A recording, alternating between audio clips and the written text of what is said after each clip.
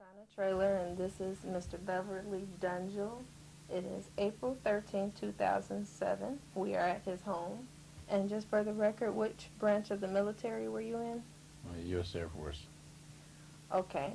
And you served in World War II and the Korean War? Correct, yes. Okay. And years of service. Tell me about that. How many years of service? Well, off and on, active and inactive duty, 12 years. Okay, from 1945 to 1957? Correct, yes. Okay. And what is your birthday? April 20, 1927. Okay. Where were you born? I was born here in Chicago. Born and brought up here in Chicago. Went to school here. So, completely Chicago. Completely Chicago. Right, a Chicagoan, yes. Okay. What is your mother's name? Ada. And where was she born? She was born in Jefferson, what was that? Missouri? It was in Missouri, but just trying to think of the town that she was born. She was brought up really in St. Joseph, Missouri. Okay. And your father, where was he born and what's his name? South Haven, Michigan, Harry Dunjill. Okay. Do you know how they met? Not really. No? Yeah. Do you know what brought them to Chicago? Well, my dad moved from Michigan. They when they were married in Missouri, Mm-hmm. and they went back to Michigan, which was my father's hometown. And then he moved to Chicago, and because of the employment situation was better here in Chicago. Okay. Because that was during the Depression. So your employment situation was better here in Chicago. Okay. Do you have any siblings? I have one brother. One brother. Okay. Do you have any children? Not of my own, no. Okay. All right. What is the earliest sight, smell, or taste that you remember? Oh, wow. Smell, taste, or sight? I don't recall. I don't know. I've always wanted to fly. I've always wanted to be a pilot, and that I remember back as far as when I was 3 years old. Mm-hmm. As far as sights or smells or sounds are concerned, I don't recall. Okay. What's your favorite season and why? Spring. It's not too hot. It's not too cold. The temperature is far more conducive to doing the things that you might want to do. In Chicago. Yes, in Chicago. Okay, what special things happen in spring that you look forward to?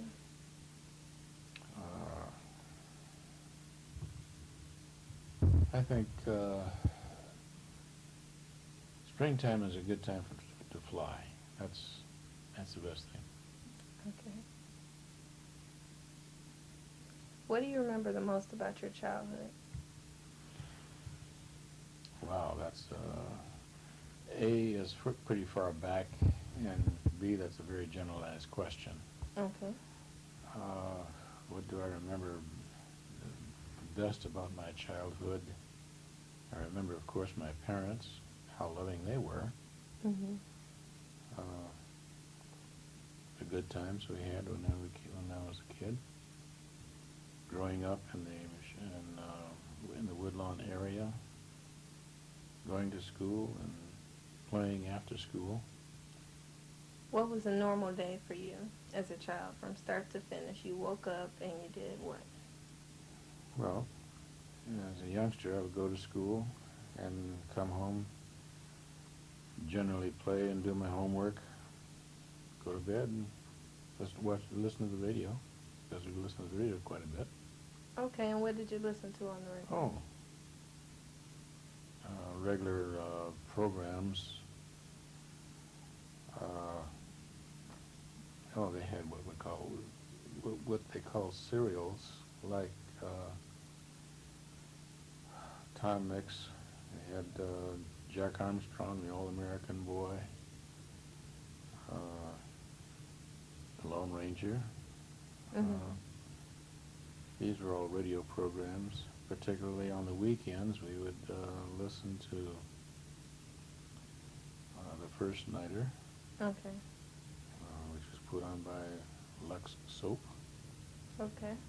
Uh, there are very many programs in the classical vein which we watched. We enjoyed them, and particularly musical and classical music. What was one of your favorite stories you heard on the radio Oh wow! during that time? I really don't recall a radio favorite story per se. Mm-hmm. I don't know. I just enjoyed the radio in general as far as programs were concerned, and of course that was a general, how do you call it, generalized type of program which repeated, or it was, let's say, like a serial where you listen to the program, and of course it would end, and then the next session would begin where you left off at. Okay. You said that you liked to play as a Sure. child. What games did you play? I like to roller skate. Roller skating? Mm-hmm. Okay. And I made several, we call them skate boxes. This is where you have a 2x4 and get a milk crate, nail the milk crate to the 2x4 and take a little skate and separate the front and back and put the two wheels in the front and back, Mm-hmm. and put various types of lights or whatever you want on them, batteries, and go play that way. Sounds like an engineer from Oh, sure. from the beginning. I used to take a lot of things apart, Mm-hmm. put them back together. I always also built model airplanes, Mm-hmm. and that was something that I did very well, and that which I enjoyed because I always wanted to fly, and I did everything that pertained to flying to the field of aviation. Yes. Mm-hmm. Your wife said, "What about Jackie?" Well, Jackie was he was a good friend of mine. We were in the military together, and his serial number was one number higher than mine as an aviation cadet. Okay. And he was very brilliant, and we enjoyed each other's company all the way up to through adult life. From the time we were about 4 or 5 years old. Do you remember any other friends that you had when you were young? Oh, sure. There was a fellow next door to me, and his name was Ted Allen. We used to fight just about every week. Okay. He beat me one week, I'd beat him the next week, and kept alternating. But we'd still play together. Mm-hmm. When was your first experience of racism?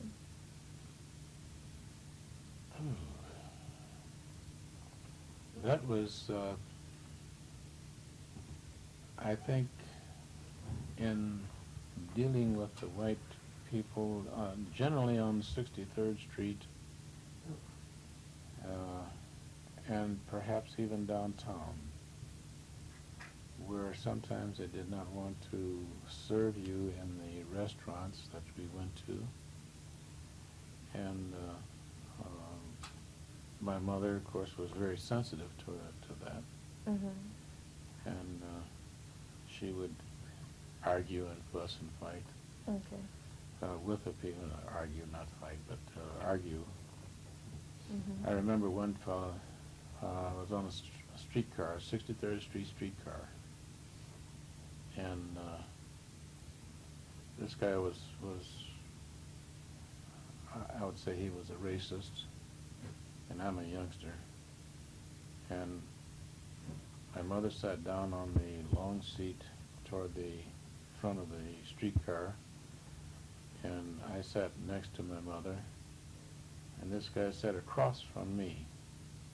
And there was a lady that was standing. She had just got on the streetcar, Mm-hmm. and he kicked my foot with his foot, and hollered at me to stand up and let this white lady sit down. And he was an elder, and so I'm you know, respecting your elder, I was going to do what he told me. Mm-hmm. My mother saw it completely different, Okay. and she said, "No, you stay there, and you don't give your seat for anybody." Mm-hmm. But she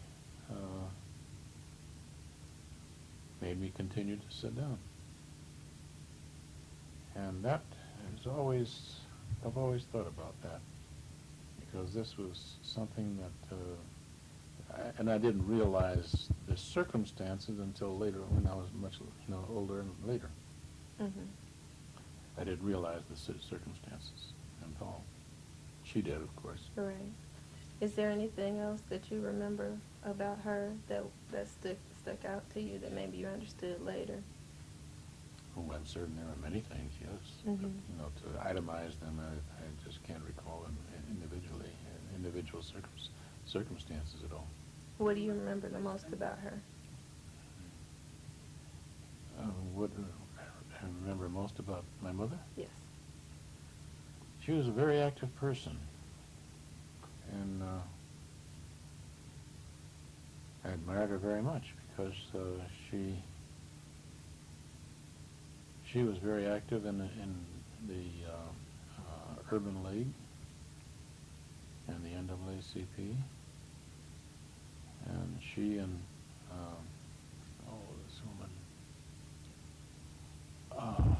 I can't remember her name now, very well known, and university in Florida was named after her.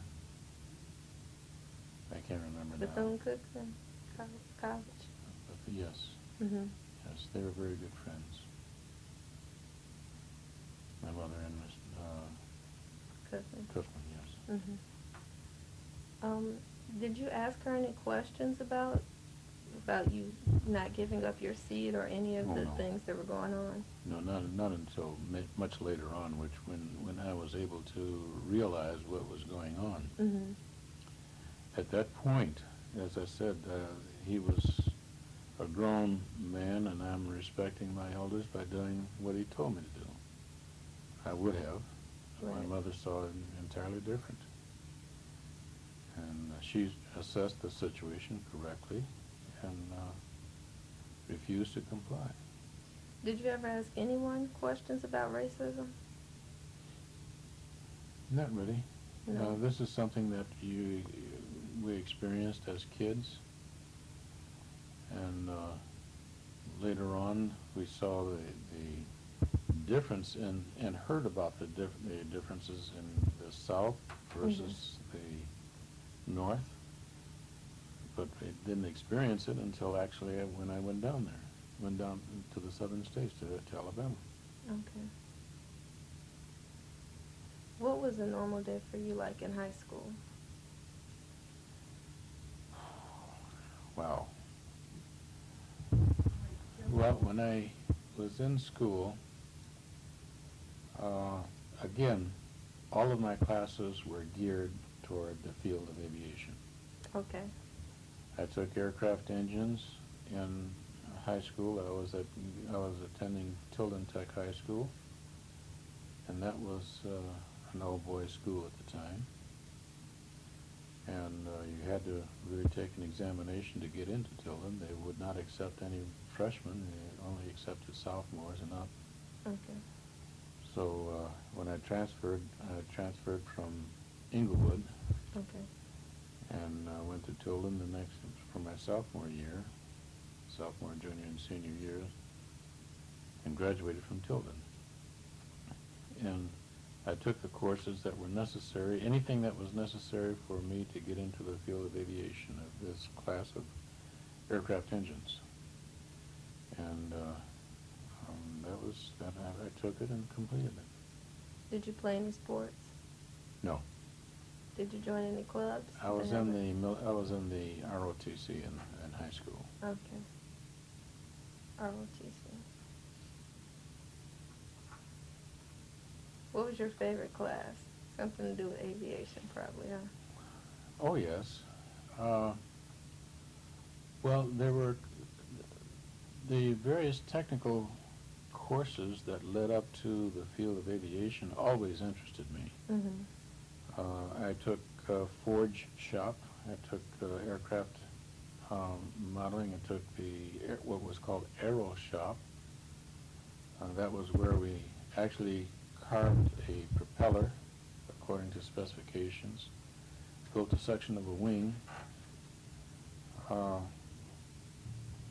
was involved with the construction of a wing which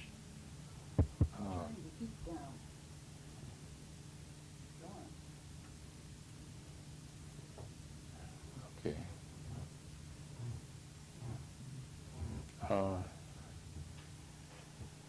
Where anything that pertained to the technical aspect of aviation I was interested in. And I took a great interest in it. So all the courses that were necessary, this is something that I dwelt on. Machine shop, that was very interesting. We worked on machines, actually worked on the lathe of a machine shop, which was huge, as big as this, as long as this room is. Mm-hmm. And that was a fantastic experience. But I was working on the lathe, on that large lathe, and shaping unit, and with metal, working with metal, and welding shop. That was something that we had to take, how to fuse metals together to weld it. That was all part of. Mm-hmm. They don't have many classes like that in high school now. Perhaps not, but this Tilden again was a highly technical school. Mm-hmm. Yes. What were the current events during that time that you remember during high school? What was on the news, the president? Well, the war. President Roosevelt was the president, and the war, of course, was going on. Mm-hmm. When I was in Inglewood, the war started. That was in 1941. And I remember when the war, when the Japanese bombed Pearl Harbor. We got the information how at nighttime, as I recall, it was a Saturday. And I don't remember now whether it was Saturday or what, but I had just come out of the shower, and then I was listening to the radio, and they broke in the radio program that Pearl Harbor was bombed, and I was wondering where in the heck was Pearl Harbor. And I found out that was in Hawaii, and they went on to relate the circumstances of the bombs that were dropped, and the damage that was done. Okay. And then later on, when I went to class to Inglewood, in the assembly hall, they had an assembly hall, and that was when they connected the President Roosevelt's speech, where he actually declared war against Japan. A few days later, the Germans declared war on the United States, so we were at war. What was the discussion at school after you heard that on the radio?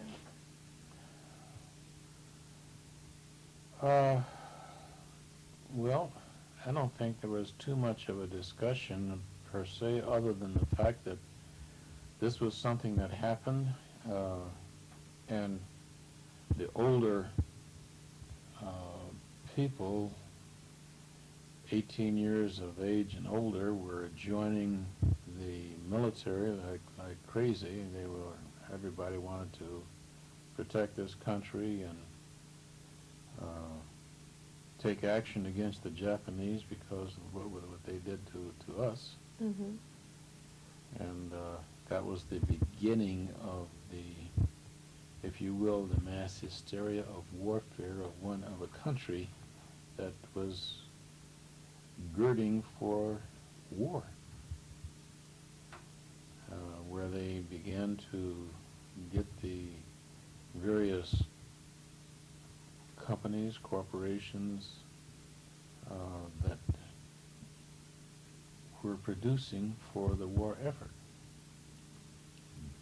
The factories began to build airplanes, tanks, and guns, ammunition, and they began to collect fat and the grease from the kitchens for the warfare, for explosives. All of these type of things, and ultimately they had what was called a rationing program, where sugar was rationed, you had meat was rationed, gasoline was rationed, and you had booklets for just so you could get just so much of these rationed products. And everyone had the cooperation and wanted to win the war. And as a kid, you wanted to join the military as well, because people were joining the military to fight for this country. Can you describe what you were like before you joined the military? What I was like? Well, again, all of my interest was geared toward aviation. Mm-hmm. And of course, building model airplanes and taking aviation products or classes in school. My entire focus was toward aviation. I lived it, ate it, and slept it. So you joined the military, you weren't drafted? Yes, I tried. I volunteered, yes. Okay. How did your family feel about you joining? Well, I took the examination to be an aviation cadet when I was still in high school. Jack Chen and I both. Okay. And we ultimately went to Chanute Army Airfield, which is down in Rantoul, Illinois. Took our physical examinations, and then we passed everything, and we were then given notices to go in the Air Force, Air Corps rather. Mm-hmm. It was the United States Army Air Corps then. I went there, went to Tuskegee a little before Jack did, and the first place that I was sent was to go to Fort, just north of here. I forget the name of the fort. Anyway, it was just north of Chicago. And then from there we went to Keesler Field, Mississippi for the physical, psychomotive, and psychological examinations for the Air Corps. And have you ever had a physical examination that lasted 3 days? What was included in this 3-day examination? Everything that they could possibly find to wash you out. I don't know how many of us went down to Keesler Field, but there were about 75 of us that passed and went to Tuskegee on the train. Mm-hmm. And that was where I found out that I had excellent or superb night vision with the Keesler Field. And that was where, during the physical examination, they showed you various things to test your vision. What type of things? Well, fluorescent,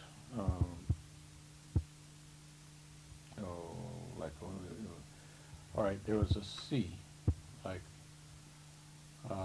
it was on like a box.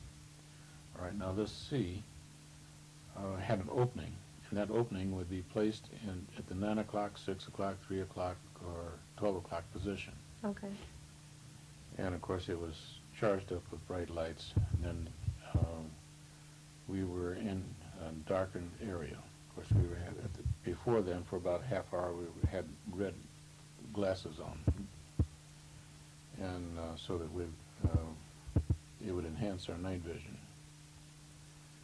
And we went into this room which had no light at all, and of course you always saw this C, which could be rotated to the various positions. And the distance away that they put this box was dependent upon your night vision, your capability of night vision. Okay. I was as far away, he was as far away from me as he could get in the room. Mm-hmm. And I could still determine which clock position that opening was, because he could rotate it to any point, and I was able to tell him as far away as possible that he could get in the room which position that opening was on the C. And that, along with the depth perception and other physical situations that they examined. They examined everything. What else did they do?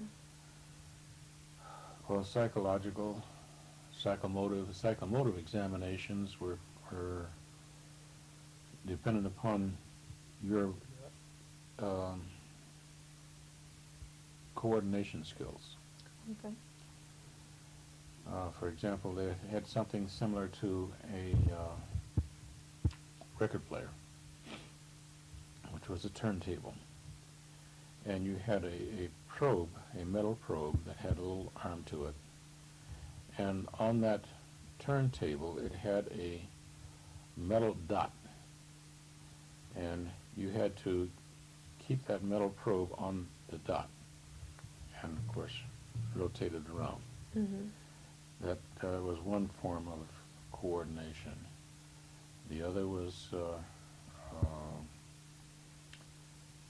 the speed in which you were able to turn switches on and off. They had 4 switches, for example: top, left, bottom, and right. on a platform. Then you had lights on that you sat in front of. Again, top, left, bottom, and right. And when a light would come on, it would come on, for example, on the top, and you would hit the top switch. Okay. All the switches were spring-loaded back to the neutral position, but all you had to do was hit the switch. That time interval was the time in which you had to reach the switch, and you were graded according to the others of your class.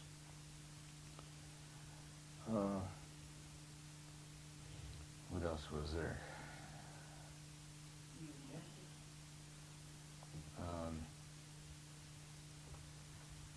There was something like an airplane, and again you had 3 lights, left, center, and right, and you had rudders that you sat down, and you could, when you hit the rudder to the right or left, your airplane would go to the left or right. Okay. Now again, it was timed. Everything is timed. Right.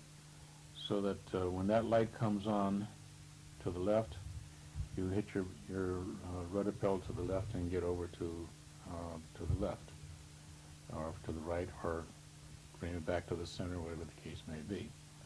Again, everything is timed, and from the time that light goes on to the time when you begin to react.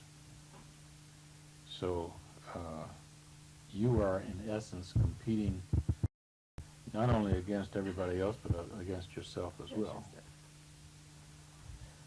But as I said, that was quite an experience. Okay. Did anyone else in your family join the service? Yes, my brother was he was older than me. He was 6 years older than me, and he put his age up and went in the military before the war. he was always a military type of person. Okay. He was in what's called the 8th Infantry Regiment. And he joined before the war even started, long before. He was 6 years older than me, and he put his age up to join. What were his duties in the service? He was a field officer, field artillery officer. The 8th Infantry was an infantry organization, and then when they went up to, after the war started, they were sent to Fort Custer, Michigan. And that was where they changed them from the infantry to the field artillery. And he actually went to Tuskegee as well as a liaison pilot. He became a liaison pilot. Liaison pilot is where he flies a little small Piper Cub type airplane. Okay. And in warfare, and he flies around. He knows where the target is. He takes off and he flies around the target area, and the people in the field artillery normally, because the range is so great, normally they can't even see where the shells are hitting. So he directs the artillery fire, so to the point to where the artillery can actually hit the target. That was his job. What did you think it would be like being in the military? Oh, well, as a kid, you always have the concepts of military life, you know, shooting machine guns and all that sort of thing, but you find out very quickly it's entirely different. What was the process by which you enlisted? What did you have to do? Took the examination to be an aviation cadet, and took your physical examination. Once you find out whether you passed that or not, passed your examination, mental examination, and took your physical, and then after you reached the proper age, then you went into the service. You were called into the service for flight training. What did your parents say to you about going in? My mother did not want me to fly, period. Okay. My father was very ambivalent. He didn't have feelings one way or the other about it, really. Okay. He was always supportive of whatever I wanted to do. Mm-hmm. But my mother was just completely against it. You know, her attitude that God wanted you to fly, he'd given you wings. Okay. All right. So you took the examination, you took the physical. Where did you meet to leave and go to the service? Where did I meet? Where did everyone say goodbye to their family? Well, Fort Sheridan, that's the name of the fort just north of Chicago. Okay. On going to Fort Sheridan, you went there, you went on, there was no group departure at all. Each individual left on their own. What did Fort Sheridan look like?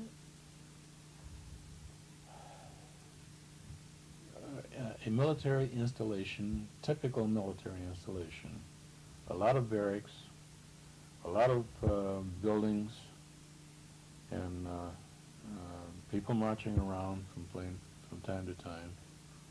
That was my first experience going up to Fort Sheridan and seeing people marching. And of course, my orders were that I was to go to Fort Sheridan to get my uniforms and instructions, be examined physically again, get my uniforms, and then go to Keesler Field. And that we did. Now that we went in a group from To Keesler Field? Yeah, to Keesler Field from Fort Sheridan. And what happened when you got to Keesler Field?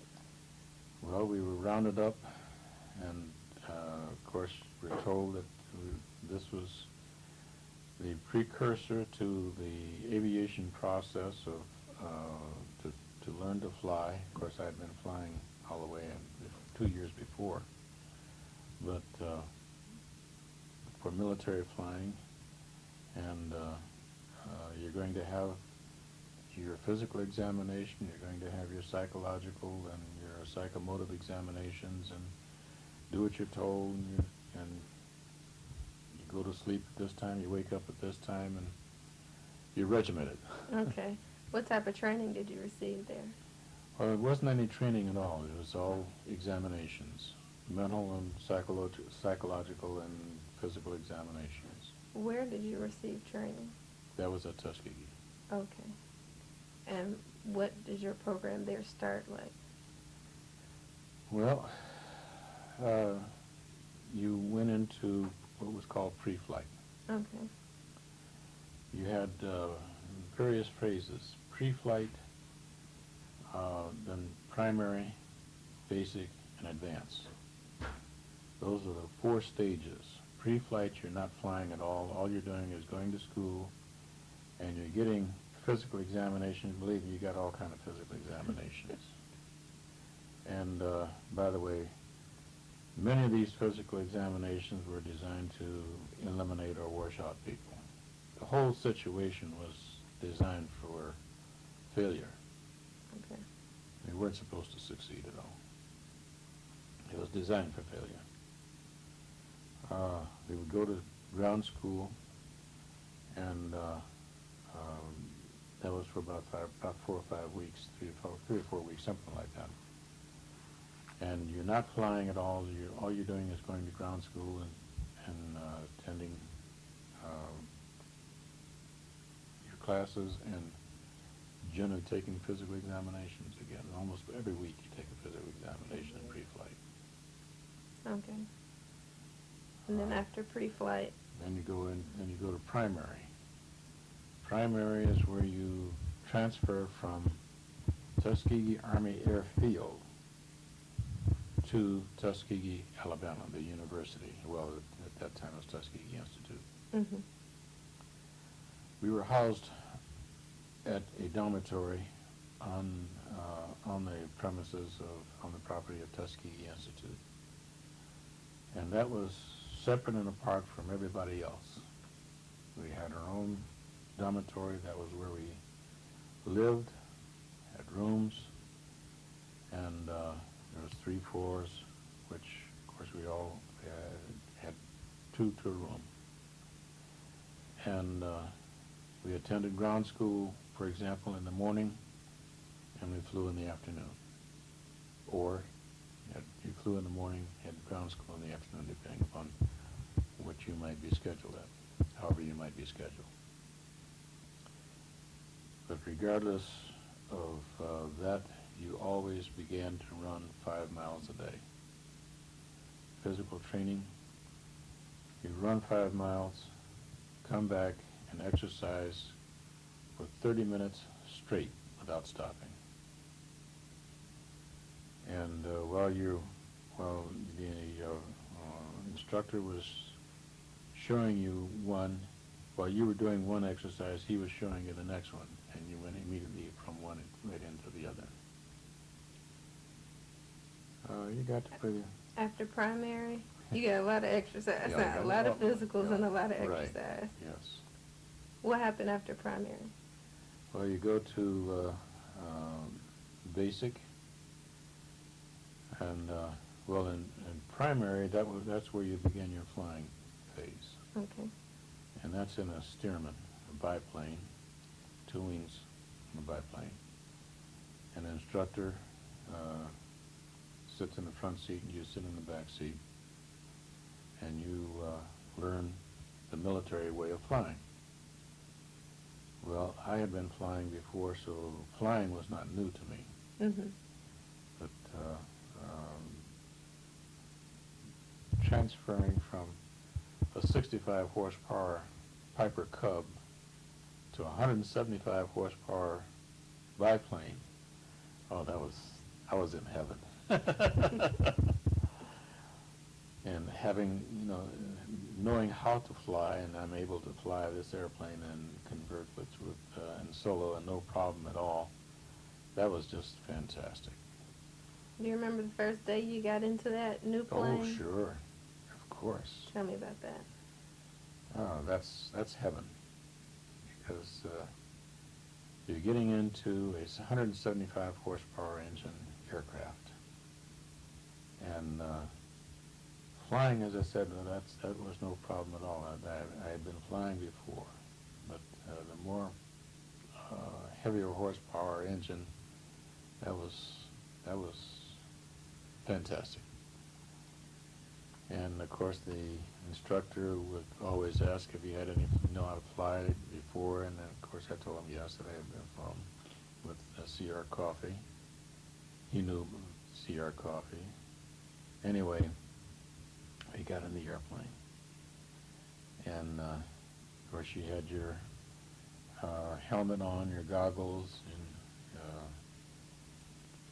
kind of your like scarf, and your flying suit, and you're sitting there and you start flying. He's showing you how the airplane flies, and that was when you begin to get the instruction of how to fly this particular airplane. Okay. And flying is the same. I don't care what airplane you're flying. It's all the same.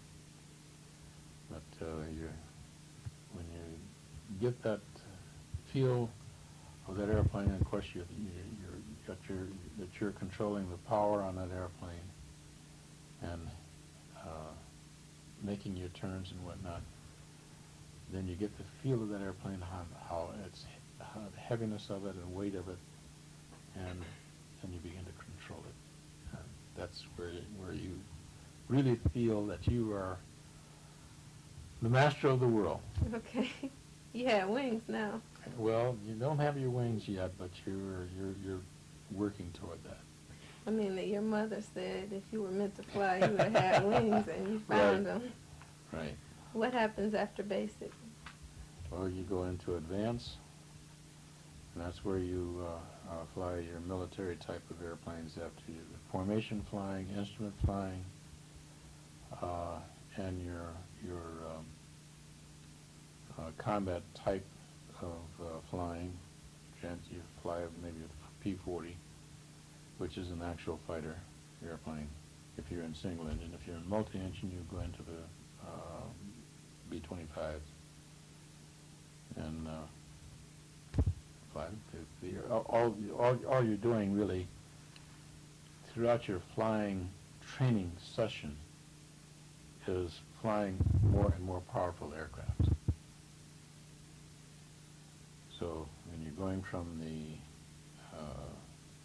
I went from this Piper Cub to a Stearman, 65 to 175 horse, 175 horse to 350 horse, from 350 horse to 650 horse, 650 horse to something close to 1,000 horsepower. So your speed, your capability of flying is increased. Your type of flying changes drastically, and that's something that you don't forget. When did you get your wings? Well, actually, I came out of the service before I got my wings because the war ended. See, I'm only 80 years old now. Mm-hmm. I'm the baby of the group. I'm the youngster of the original Tuskegee Airmen. So the war ended when I was still in flight training. So I was declared surplus and put back into civilian life. I did go back into the military in 1949, volunteered, and that was the Integrated Air Force then. Before at Tuskegee, that was the Segregated Air Force. At Tuskegee, all the personnel there, there was a black Air Force within the Air Corps. Your pilots were black, your mechanics were black, your propeller men were black, your parachute riggers were black. Everything was black, except a few of the instructors. They were white. And from basic on up. But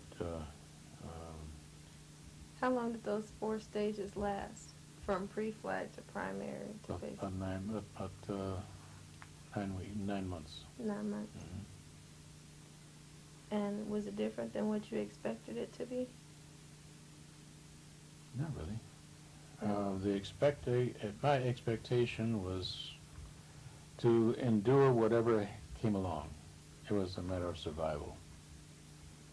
Again, and when the war ended, I decided to get out.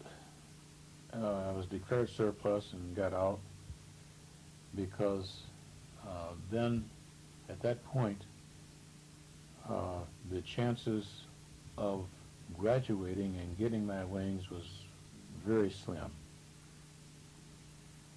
And if I got out, I could always go back into the Air Force. Mm-hmm. That was one of the things that they told us. You can go back into the Air Force. Fine. So that meant that I could rejoin the Air Force at a later time and go back through flying school again if I wished, which is exactly what I did. Okay. In 1949, I went back through flight training all over again. Now, by that time, I'd had my pilot's license and everything else. Mm-hmm. So flying was nothing new to me. I'd been flying all the way, working for Mr. Coffey at the Harlem Airport, so flying was not new. But there I began training in what was called the AT-6, and that was the entire phase of flying in what was called basic. And for advanced flying training, I was sent to Williams Field, Arizona. And there we transitioned into jets. And we transitioned into what was called a T-33. That was a two-place fighter. And to learn how to fly the jets. Then when you soloed, instead of flying the T-33, you flew the fighter, F-80 fighter. That's what you soloed in. And that was fantastic. Okay. New plane. A new plane, and you get in and says, okay, this is it. Go fly it. And it's a jet aircraft, and they tell you 3 things. 1, don't ever spin the F-80. 2, don't never ever spin the 80. 3, don't never ever ever spin the F-80. How did you feel when you came back to Chicago after being in training? Well, that was unusual because now I'm quote unquote a war veteran, and that and 50 cents wouldn't buy you a cup of coffee, because there were so many people that had been discharged from the military, and I was able to find a job and whatnot, but my avocation was still flying. Mm-hmm. And so ultimately in 1949 I decided to go back into the military. I took the examination all over again, passed it, and took my physical, passed that, and of course just waiting until I could be called to go back into the service. What job? In the meantime, I'm still in reserves from World War II. Okay. What job did you have before you re-enlisted? I knocked around with very different types of jobs, Okay. anything I could find, because employment was a little difficult because you had so many people that were being discharged from the military looking for a job. Mm-hmm. And so whatever I could get at the time, I took it. I worked for, let's see, as I recall, I worked for McCormick Corporation and making twine. I was a machinist there, and I worked at someplace out in Argo, Illinois, as, again, a machinist, making cardboard boxes, working on a machine as a machinist and cutting the cardboard to make boxes, and work in a restaurant, whatever I could find at the Right, time. whatever you could A find. whole lot of different jobs. Okay. And you decided to re-enlist because you wanted to continue flying. Right. What were the people like that you met in training? How did your teachers treat you? Well, the teachers treated me okay. Well, they had. I'll make reservations on that because this was in 1949. 1948 was when President Roosevelt signed the executive order to integrate the military services, all the military services. So all of the military now is integrated as opposed to being segregated. Mm-hmm. Now, you still don't have individual feelings. You can't legislate the feelings of each individual. If they were if they felt segregation before before 1948, 49, and 49, they're still going to feel that segregation, and they will tend to take it out on you some way, Okay. even though they understand and are ordered that the armed forces are integrated. So they will give you a little harder way to go than the white guy. My class, when I started out, had 10 blacks out of about 200 total. Mm-hmm. I was the only black that finished, that graduated. There were others that were washed out, some for various good reasons, but there were some that were washed out for merely because they were black. The whites were not washed out to the same degree as the blacks were, but again, within the group of your classmates, we became very close. Now that's something that you learn to live with and learn to respect. The integrated Air Force is that. It's integrated. Your classmates may be white and you may be black, but you're still classmates. Okay. And there were guys that, we got along very, very well. And roommates, you're assigned a room. And your roommate may not like you originally, but over a period of time, you get to know each other and depend upon each other. And you live as anyone else. How did civilians feel about the military and the war during that time, coming out of World War II? There you felt the discrimination and the segregation, because throughout the South, even though the military was integrated, the South was not. By law, it was still segregated. And I was down at Randolph Field, Texas. Well, in the town of San Antonio, is still as segregated then as it was, during the war, during World War II. They had the same segregated laws, same situation that existed then in 1949 as it did in 1945. So there was no difference in the segregation in civilian life. In the military, yes, there's a great deal of difference. And did you feel more respected by your peers in the military? Yes. Once it was integrated? Yes. Mm-hmm. Okay. So the segregation seemed to be something really outside the military, but even the white people in the military, you felt more respect from them. Oh, yes. Was there anything you were afraid of going into the Korean War? Afraid of? No. I can't think of being afraid of anything. What were Stayed kind of busy. Stayed kind of busy. What were you busy doing? Tell me. Combat. Yeah. I mean, Well, what would a day of combat look like, sound like?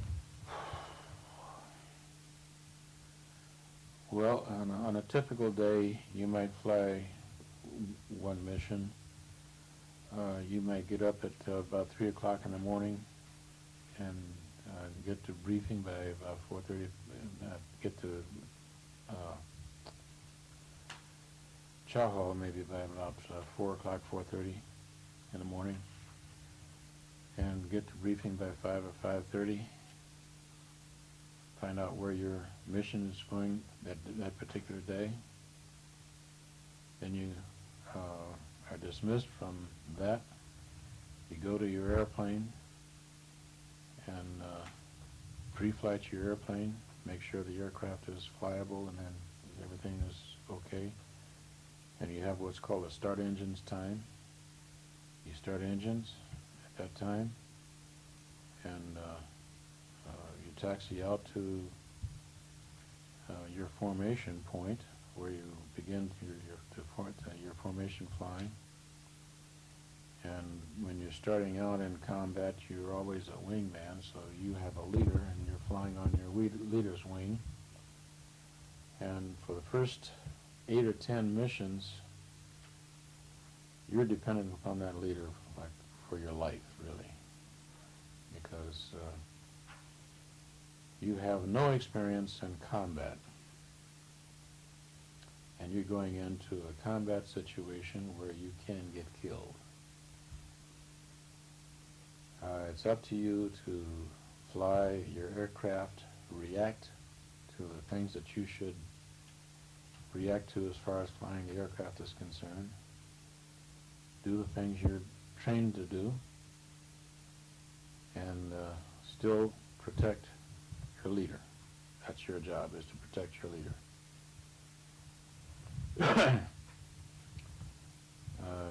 His job is to seek the enemy out, fire on the enemy. Your job is to make sure that no other aircraft comes in on him.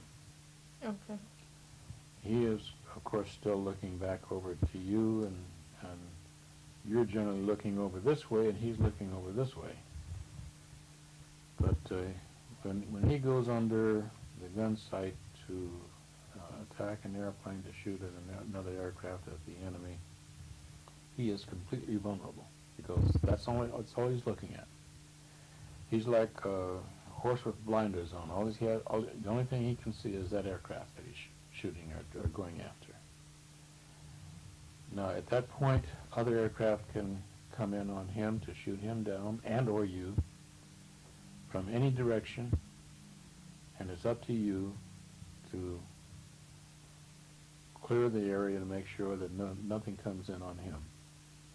If so, then you give him direction as to brake left, brake right, whatever the case may be. You're telling him how to brake.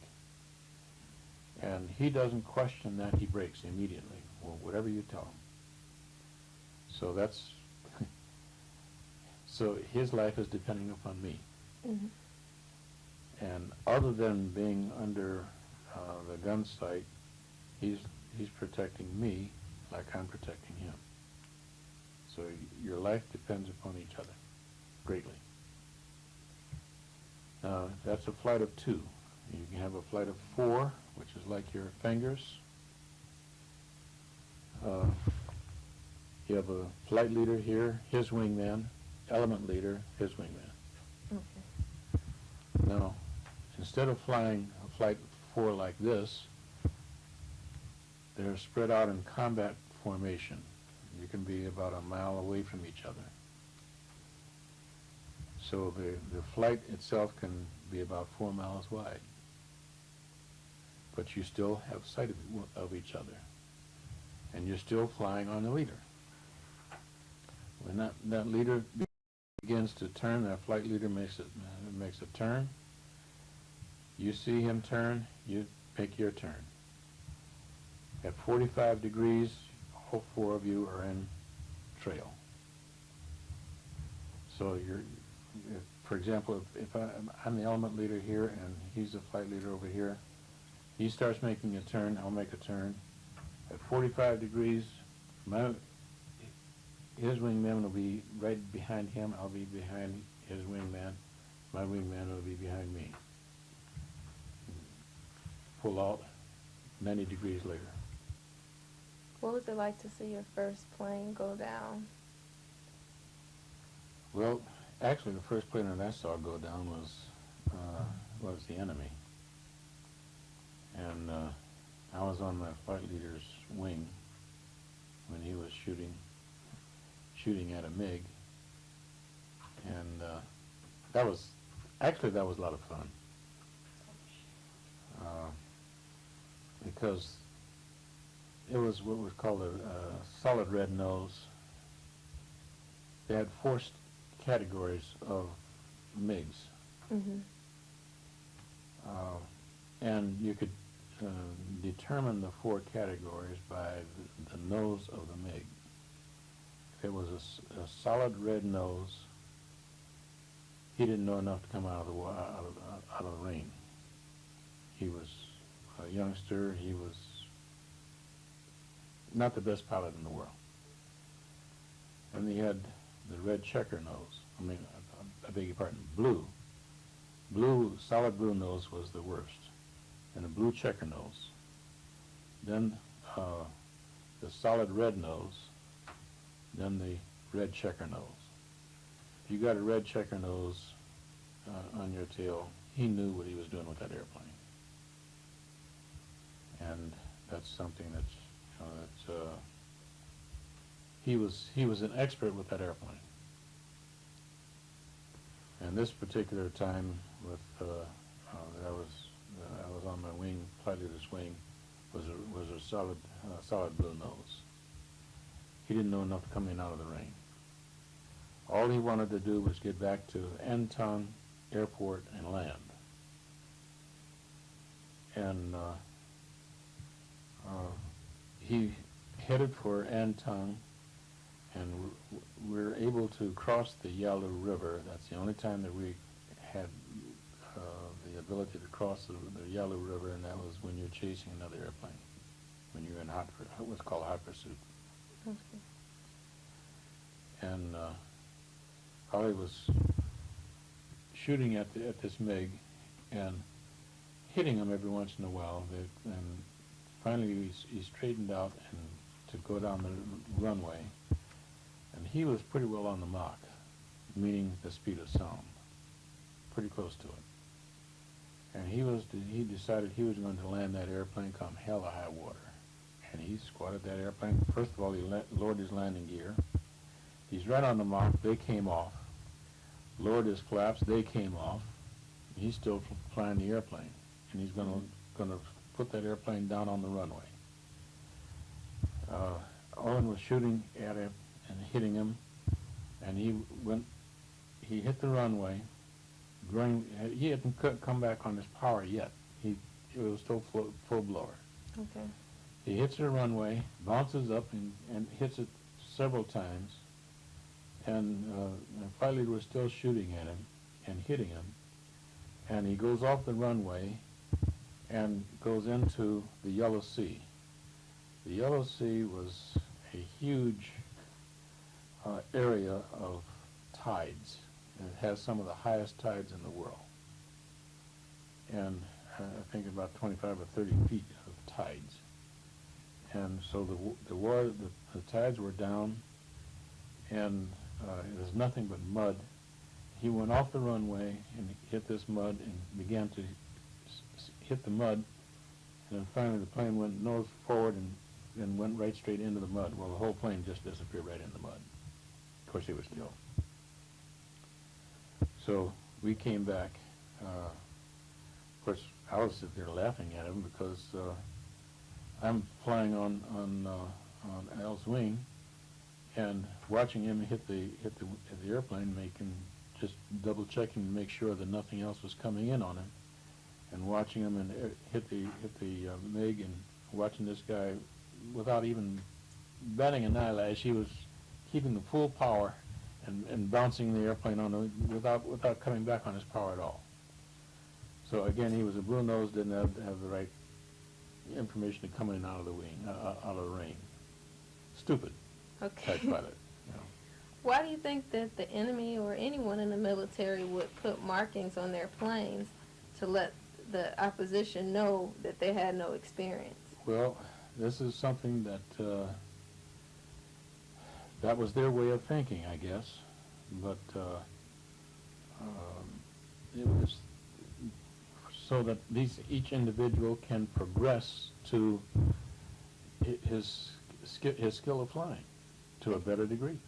It seemed like that would be marking easy target on. Well, that's an easy target, but also as a guy increases in his ability, his experience level and capabilities increases. Okay. As such, he goes from solid blue nose up the scale to a red checker nose. How many missions did you do? 100 combat missions. And do you have, is there a memory from those missions that sticks out more than the others? Yes. A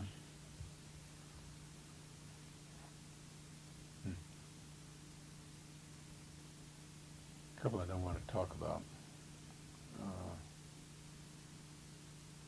Bombing missions. But one of the things that we did quite a bit of, and that was we escorted photo reconnaissance aircraft. That was an F-80. The F-86, which was the airplane I was flying, was much faster than the F-80. And we would take a flight of 4 and escort the we call it photo reconnaissance aircraft. We'd escort the photo recce. They would have a before and after mission. The fighter bombers from Daegu, which is south of us, would come up and fly up to North Korea, and they would have a specific target that they would bomb. Right, these aircraft had 2,000-pounders, a 1,000-pound bomb under each wing, and of course you'd have a whole slew of aircraft going up. Now our job was to protect the fighter bombers from the MiGs. The MiGs would come across, the fighter bombers would go across. The MiGs would come across the Yalu River. We would place ourselves between the MiGs and the fighter bombers, protect the fighter bombers. That was our job, air-to-air combat. Okay. Now, sometimes they would send a photo reconnaissance aircraft up to scout the target area before the fighter bombers got to it. In other words, what does it look like before the fighter bombers hit it? Okay. After the fighter bombers hit it, what did it look like? And how much damage did they do? Mm-hmm. So again, they'd send another photo recce up to take pictures of the target after the bomb. So we would escort the photo recce from the opposite side of our field, and he would take off, and we would wait for about 5 minutes, and we'd take off and join him and pick up with him because we could fly much faster than he could. And he's loaded down with cameras. He doesn't have any guns at all, nothing, no armament, whatever. All he's got is cameras. So it's our job to protect him. So we know where he's going, and we catch up with him, and find when we get up, we're in North Korea now, flying over, approaching the target area, pick him up, and now we're protecting him. Our job then is to protect him, and we do that by splitting up the 4 aircraft into 2 flights of 2. And we fly an S pattern over a photo recce. Because again, we're flying so much faster than he is. And in order to combat the aircraft that might come in on him, we have to keep our airspeed up. So we know where he's going, and all we're doing is flying S-pattern over him. Well, the North Koreans are throwing up anti-aircraft generally at him, at us, at all of us really. And you get used to that. The aircraft is normally, the ACAC fire, the anti-aircraft fire is generally aimed by radar. And the radar that they had was lousy because while they could track a straight flight, if you had any curves or turns to your mission, they couldn't track that very well, and that was their problem. Which is why you flew in the S pattern. Well, we flew an S pattern because we had kept our airspeed up. Okay. But if anyone came in on the photo record to shoot him down, we had airspeed to go up and intercept the aircraft coming in on it. But it just turned out that our flying an S pattern over the photo recce, he's flying straight. They would normally be, if he was alone, they could track him very easily and shoot him down.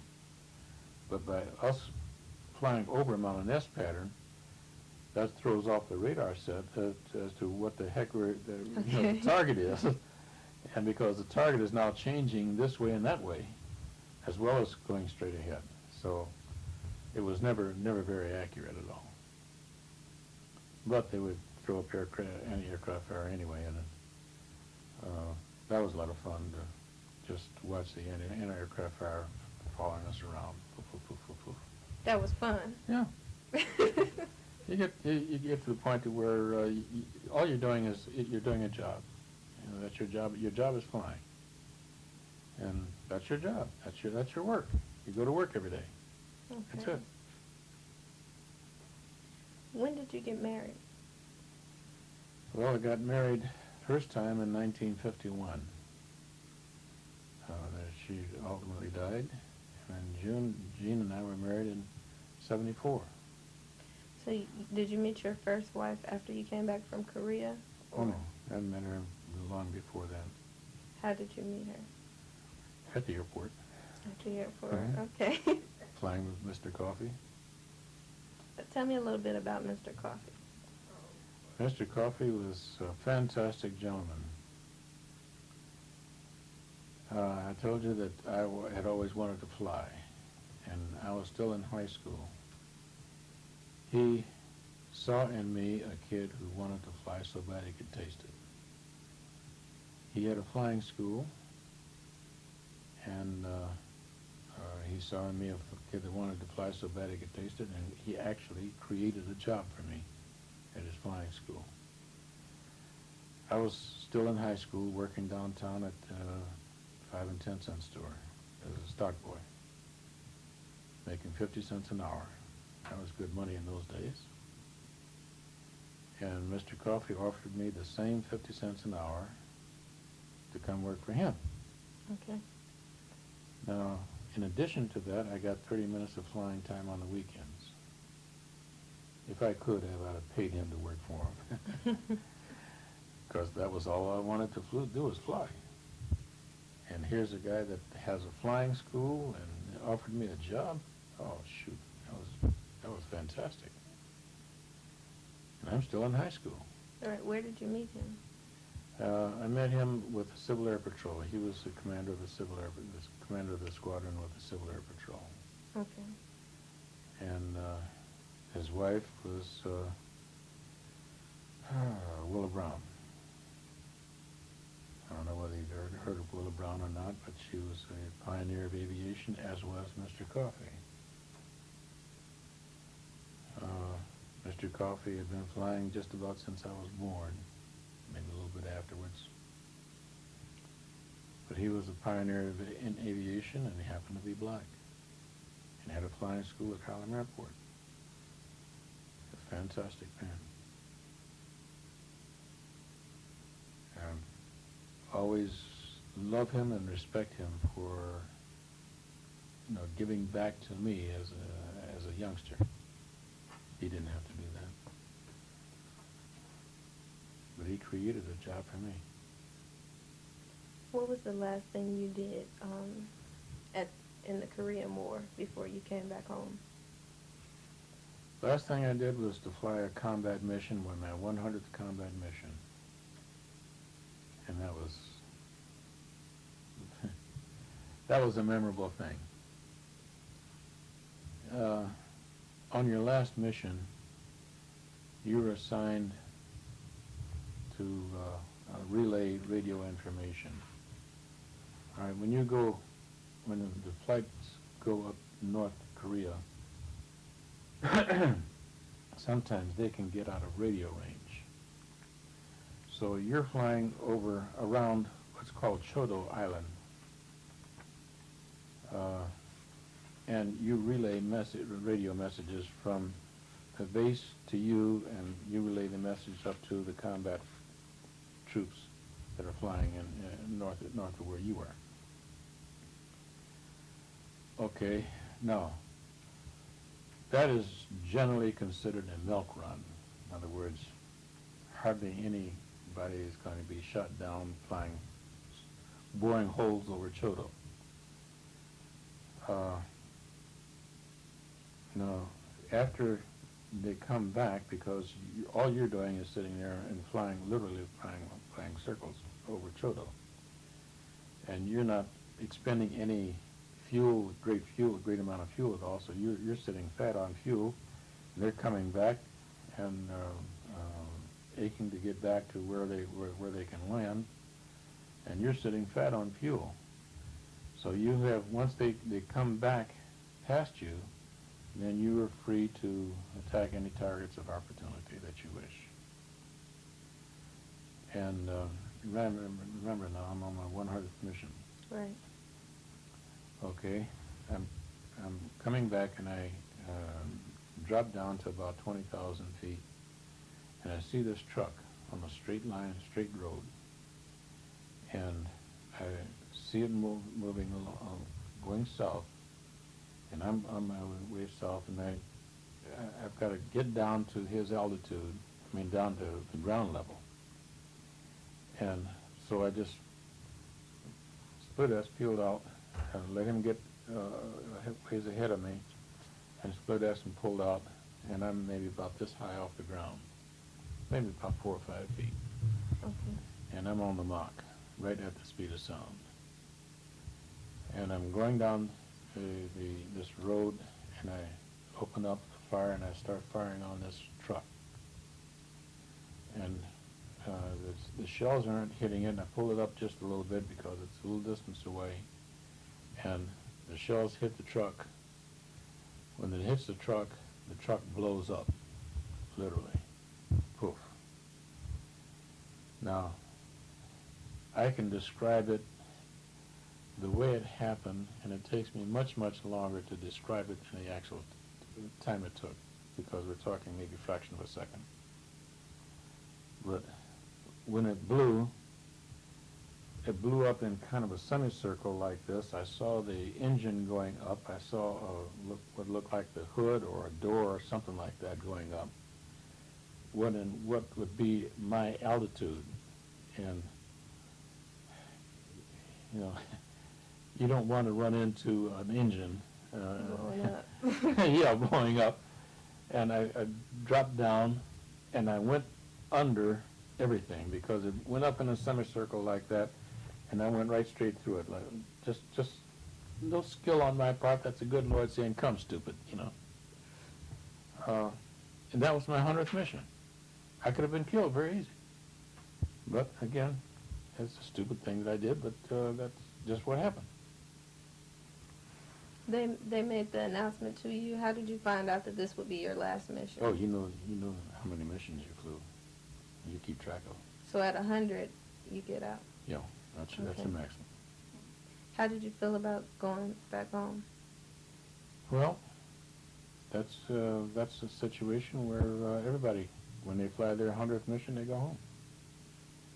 Were you happy about that? Were you looking forward to going home? Yes, I was glad to go home because I'm through I don't have any more combat to fly. I can sit up back at home and fly combat, well, not combat, but fly what's called hmm, hmm. We're called off the ground. I forget what to call it. Anyway, you're flying combat missions, but you're back here in the States, and you're intercepting any unknown aircraft that come along. For example, I'm in one of those pictures. We're flying over Cape Cod. All right, so 2 aircraft go out, and they're directed by ground radar to intercept an inbound aircraft, unknown. All right, our job is to intercept the airplane, find out what it is, what kind of aircraft it is, identify it, radio the information back to the GCI unit, which is GCI is Ground Controlled Intercept. Radio that information back and do what they tell us to do. If they tell us to keep it under surveillance, then we sit there and fly a formation on that particular airline or aircraft, whatever it may happen to be. If we were told to shoot it down, we would shoot it down. If we were told to bring it back to Otis Air Force Base, we'd bring it back to Otis. Whatever they told us to do, we would do it. What type of questions did people ask you after you returned back from the Korean War? What was it like? All right, it's a job. You do a job, and then that's it. You go to work every day. That's really all you do. Flying is your job. You're so accustomed to it that it's just an everyday situation of going to work. How were you treated when you came back from the Korean War? Well, no one raised any big ruckus about it. You were a veteran. You came back from the war. Hooray! That's it. Was the segregation situation different, or it was pretty much the same after World War II as it was? It was the same as World War II, all the way up until I came, well in 1964, when the segregation order was passed in Congress. In 1964, after the Supreme Court decision. Were there any misconceptions about the war? Like, did you learn anything? Did you realize that something was different than what you previously expected it to be? Not really. Once you realized what combat was like and learned what combat was like, then you did a job. You did a job. And you knew what to expect. You knew how to fly. Basically, that was all you did. Is there anything you would change about your experience? Not really. No. Okay. What was the hardest thing you did in the service? Well, I was a test pilot, and I flew test on aircraft that had been either battle damaged and repaired, or went through the maintenance section, which requires a test flight before putting it back into commission, and that was also my job. Okay. It was an additional job that I had, which was as a test pilot. There were 3 of us in the wing: Hank Thomas, Gus Grissom, the astronaut who was killed, and myself. So 3 of us were test pilots in the 4th Fighter Wing in Korea. And throughout the rest of my military career, I was a test pilot as well, back here in the States. So that to me was a lot of fun. So the hardest thing you ever had to do was a whole lot of fun. Sure. How'd you meet your second wife? Well, we grew up together. Okay. She lived across the street from each other, and we knew each other. He lived on the third floor and I lived on the first floor. Thank you, Jean. You're welcome. We lived across the street from each other, and later on we, got back together after I was single. That was it. What's the happiest time of your life? Happiest moment? Oh, I would have to say when I was flying. The happiest time. Any particular plane that you like the The most? F-86. Okay. Yeah, that's the fastest. How many horsepower was that one? Well, that didn't have horsepower as such. It had thrust, pounds of thrust, and that was about 7,200 pounds of thrust. So you got about 3.5 tons of thrust going, in the direction that you want to go. It's pushing out the back, and you're going that way. Sounds like fun. Oh, it's fantastic. You could get up to the speed of sound very easy. Very easy. How long would it take to get up to that speed? Maybe about 5 minutes, 2 minutes, 4 minutes, somewhere like that. Mm-hmm. 3 to 5 minutes, you'd be at Mach 1, close to it. What was your most unhappy experience?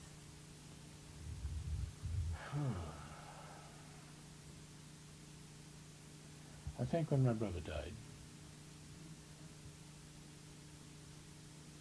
When was that? That was in 1984. That was a year before my mother died. We had grown apart from each other. And he had cancer. And when I would go to see him, I was really affected by his condition, far more than I had anticipated. And when he finally died, that really hit me, far more than I had thought it would.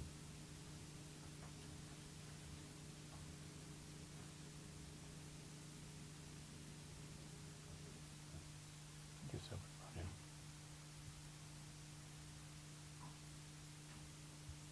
What is the greatest lesson that you have learned? Never take anything for granted. Never assume many things will take place, because normally they won't.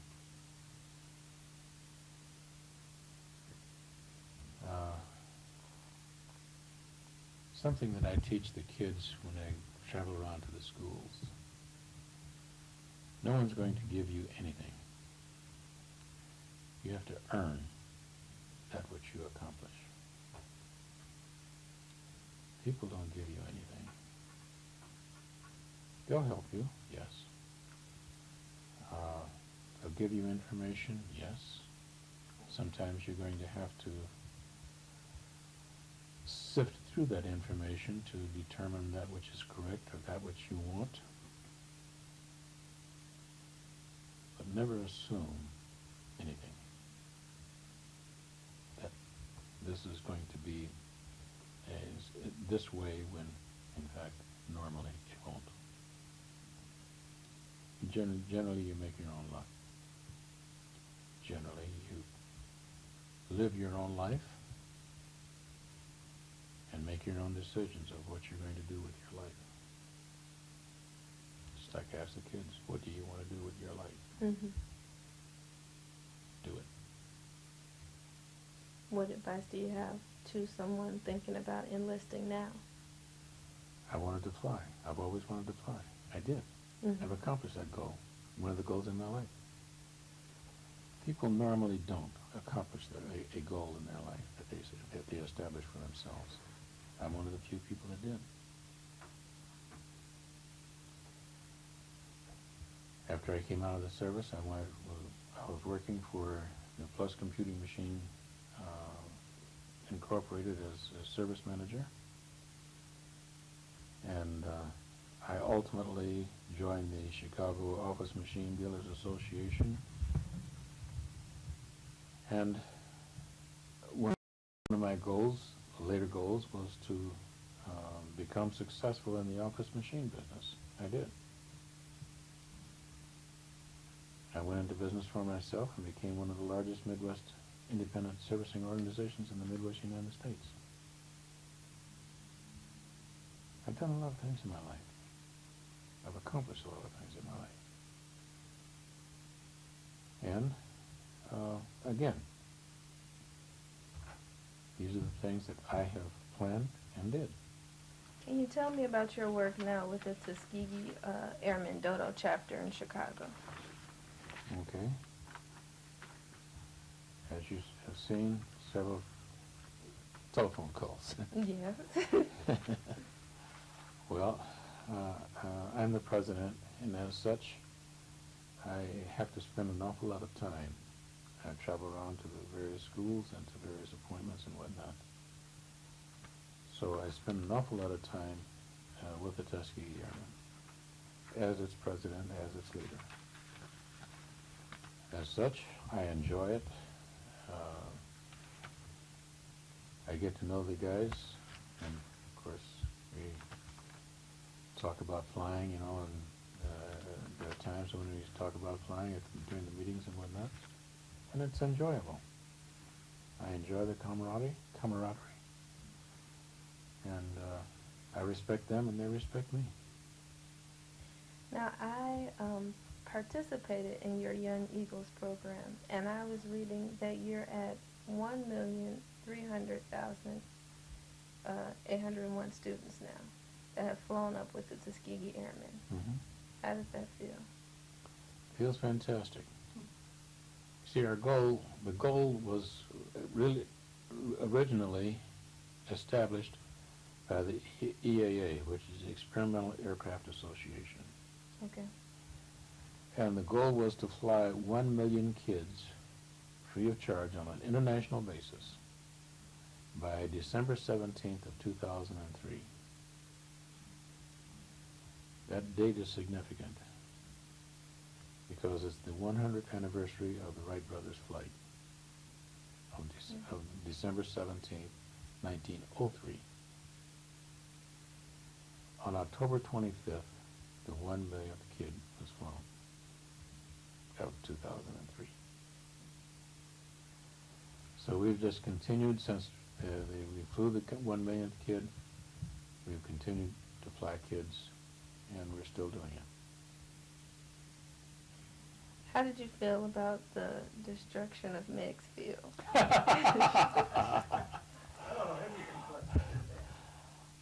Well, that's the decision of the mayor of Chicago, with which I vehemently disagree, because we had to disband the Young Eagles program and discontinue that which we did at Meigs Field, because he had literally destroyed the field, carved X's with equipment, construction equipment. As a result, we moved our operation to the Gary Airport, and we're still flying kids the same way that we flew at Meigs, only we're flying them out of Gary. Just as enjoyable.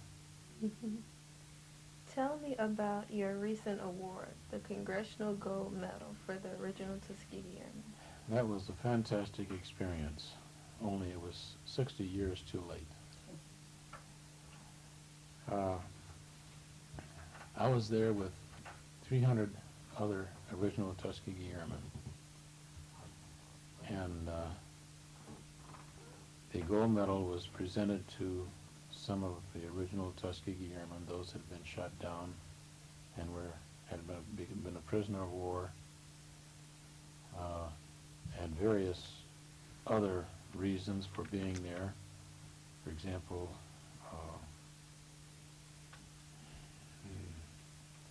Charles McGee. He's a guy that, a Tuskegee Airman, original Tuskegee Airman, actually flew combat in 4 wars. He flew in World War II, Korean War, Vietnam War, and Desert Storm. When he came out of the service, he retired as a full bird colonel.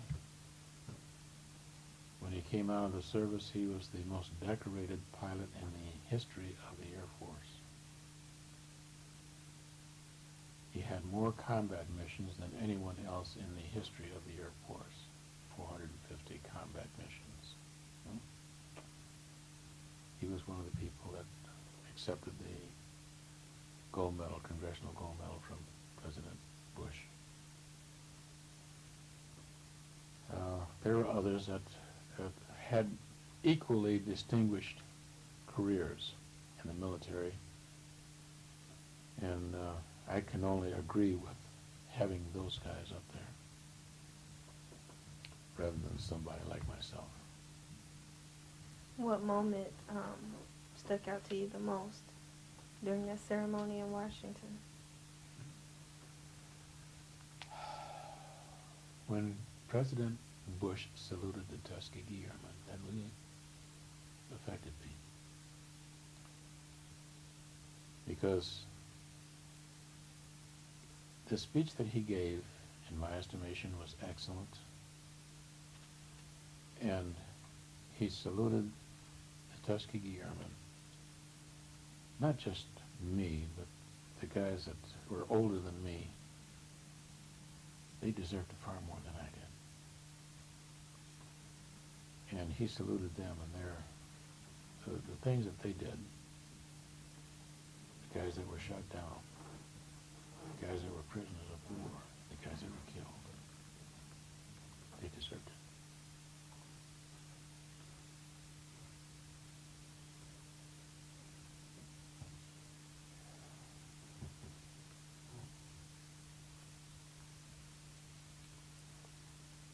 And they got it.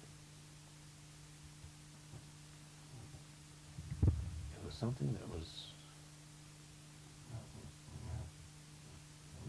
fantastic for the President of the United States to do.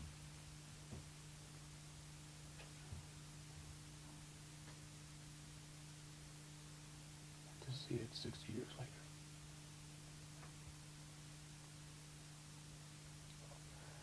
All the things that where we were degraded,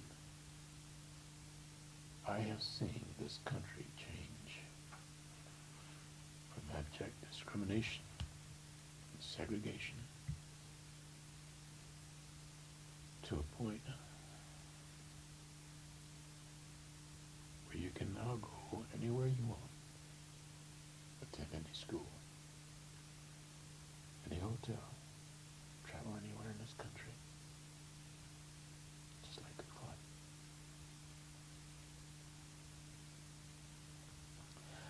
In my lifetime, I've seen that change.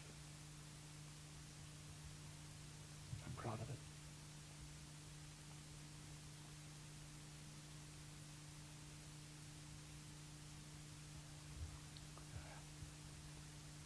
Sometimes I get a little too emotional.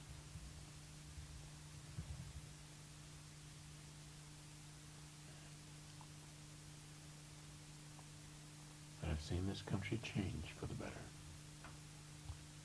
And I've had maybe just a little bit to do with it. Just a little bit.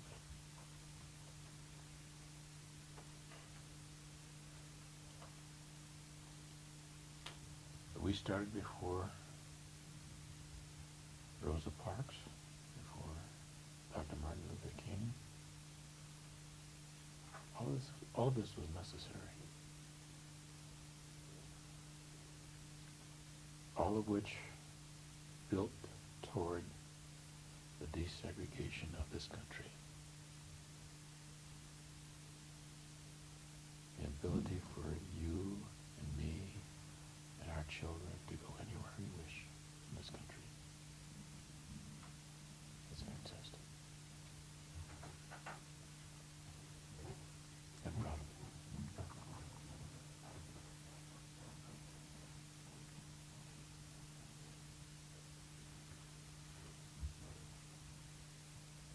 How do you feel about the war we're in now?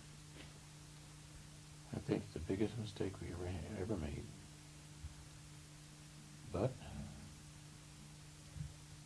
this is still my country. Right, wrong, or indifferent.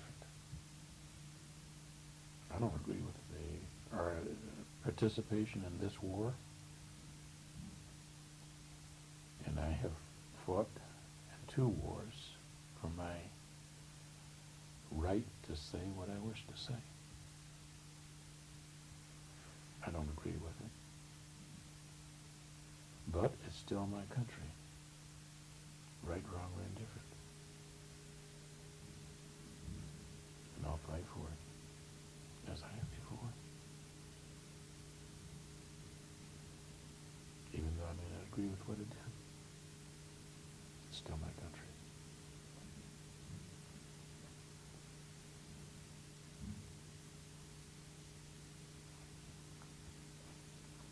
What is your favorite quote? My favorite quote? I don't know. I never even thought about it. What is a phrase that if you could only share one phrase with the world, what is that phrase? Well, I would have to paraphrase Jesus or agree with him. Do unto others as you would have them do unto you. I think that's the greatest phrase that anyone can possibly live and experience. It's the greatest lesson. What's the most important question someone could ask you? I don't know. I never even thought about that.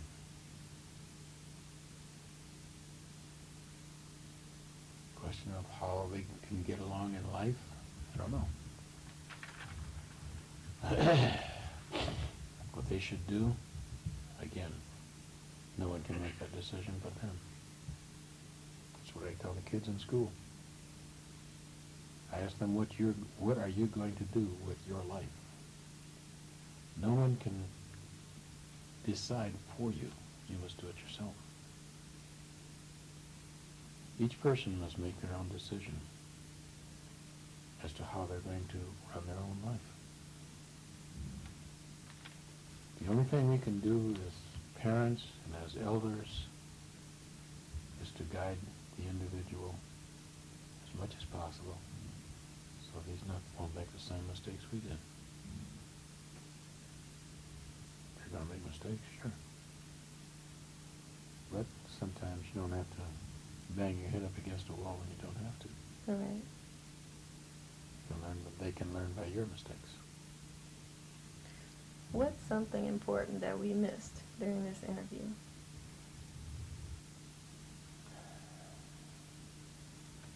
I don't know. We've accomplished the goal of 60 years in the making of the presentation by Congress of the Congressional Gold Medal winner. That's something that we all cherish very much. And it's something that we hold in pride, that we're proud to have experienced the presentation in Washington. It's a once-in-a-lifetime thing. Now, within the mood of that presentation, you were explaining to me that someone pronounced Tuskegee. What did that mean? Yes, I think it was a representative in Congress. And throughout his entire speech, he pronounced it Tuskegee as opposed to Tuskegee. And throughout his entire speech, he referred to it that way as Tuskegee. The person who followed him pronounced it correctly, Tuskegee. And as soon as he did, the first time, everybody applauded.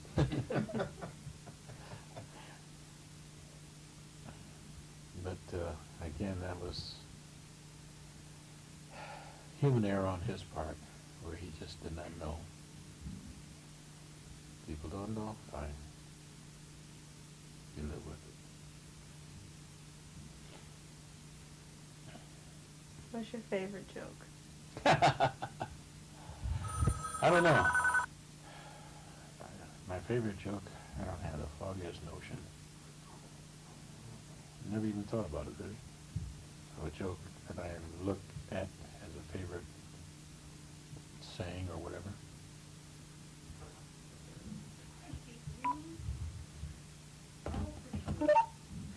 Well, thank you very much for this interview. Thank you for the work that you do with the Dodo chapter, the scholarships, the Young Eagles, and everything that you've done to make sure that I could go to the school that I go to and that I could do this interview with you. I appreciate you very Oh, much. you're quite welcome. Thank you. Mhm.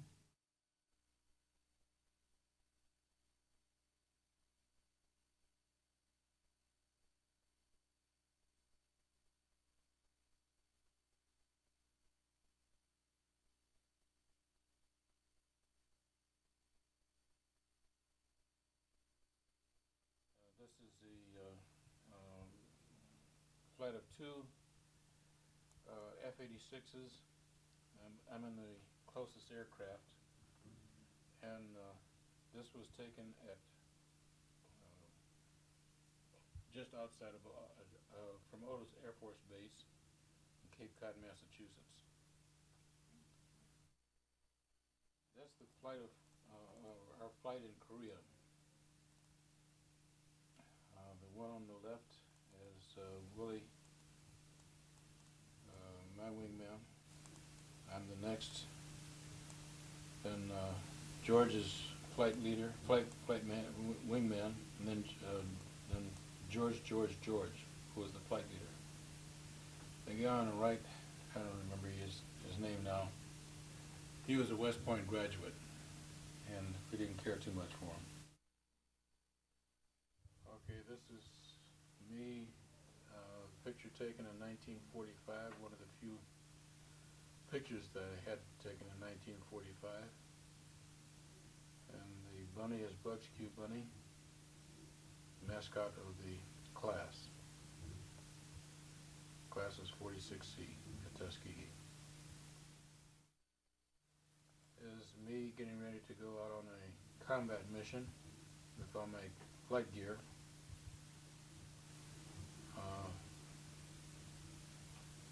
I was smoking at the time, plus the fact that the jacket that's in front here, that's a flotation vest.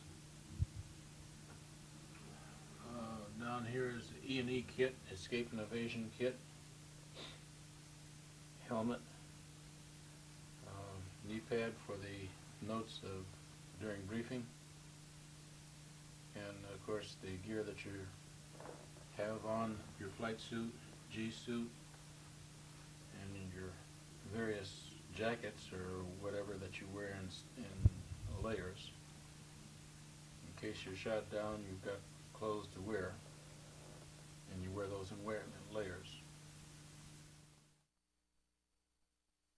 Okay, that's my crew chief on the left, my armorer on the right, and that's me sitting in the cockpit after I had just come back from flying my 100th combat mission in Korea. A very happy day. Okay, that's my airplane. 50687E as an easy. It's an E10 model of the F-86. At that time, it was one of the fastest airplanes in production aircraft in the world. That's my particular airplane. You can see the guns on the right-hand side, the 3 50 caliber machine guns. You have 3 on the left as well. So you had 6 50 caliber machine guns, all loaded with API or armor-piercing incendiary type shells that would tear up anything, literally. They fire at the rate of, each gun fires at the rate of 650 rounds a minute. So you're talking somewhere in the vicinity of around 3,600 rounds of shells going out a minute.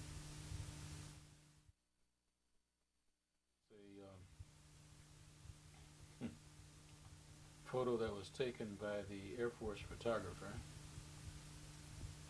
and I used that as the picture of me when I was about on 24, 25 years old, somewhere along in there. Again, beside my airplane.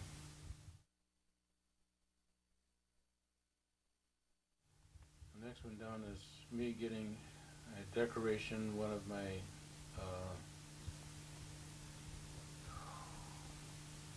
flying awards, air medal. I forget whether it's the first or second air medal. I received two, as well as a distinguished flying cross. But this is a decoration of the air medal.